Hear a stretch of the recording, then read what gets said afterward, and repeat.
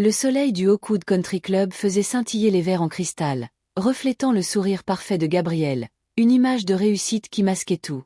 Grace, ma meilleure amie, sirotait un mimosa à côté de moi, tandis que Maria, ma fille de 5 ans, curieuse comme tout, fouillait dans le sac à main de Marc de Grace à la recherche de chewing-gum. Au lieu de cela, elle en sortit une lourde carte en métal noir, la carte professionnelle en onyx, et demanda « Maman, pourquoi tant Grace a-t-elle l'argent de travail de papa ?»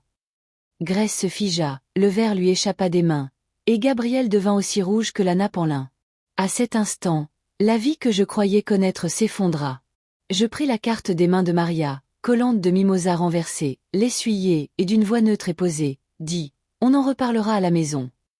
Je laissai la table brisée derrière moi, sans me retourner, concentré uniquement sur les données qui révélaient la vérité.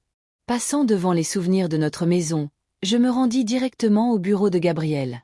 Le bâtiment était silencieux, vide, et j'avais les mots de passe qu'il m'avait confiés.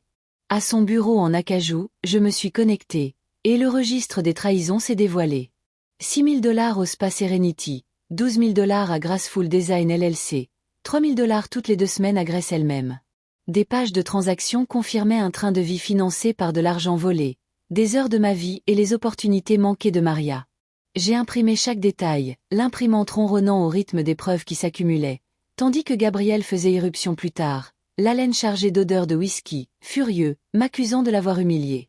Grace a suivi, suppliante, tissant un récit d'investissement surprise et de projet d'empire familial, une toile de mensonges destinée à justifier leur vol. Ils pensaient que j'étais une grenouille dans une eau qui chauffe lentement, acceptant chaque petite trahison, normalisant le manque de respect, jusqu'à ce que la situation dégénère. J'ai sorti la carte noire, déjà annulée, la faisant glisser sur le granit, impassible, les regardant croire qu'ils avaient gagné. Je les ai laissés à leurs illusions et au froid de la nuit, me préparant à frapper avec précision. Le lendemain, j'ai posé un congé maladie, non pas pour me reposer, mais pour découvrir l'ampleur de leur fraude. David, expert comptable judiciaire, a mis au jour des sociétés écrans, de faux prêts et des virements qui avaient détourné mon travail et l'avenir de Maria vers la boutique en faillite de Grace. Mon cœur se serrait à l'idée que chaque sacrifice, chaque heure supplémentaire, avait financé leur tromperie. La confirmation finale fut la pire. 60 000 $ prélevés sur le fonds d'études de Maria, une signature falsifiée, le vol de son avenir, un crime contre un enfant. Je suis allé voir Patricia, la mère de Gabrielle, et les confronter aux preuves, découvrant la vérité sur leur longue liaison secrète. Gabrielle et Grace étaient liés depuis l'adolescence, une trahison teintée d'amour, d'obsession et de manipulation financière. La femme qui avait aimé Gabrielle avait disparu.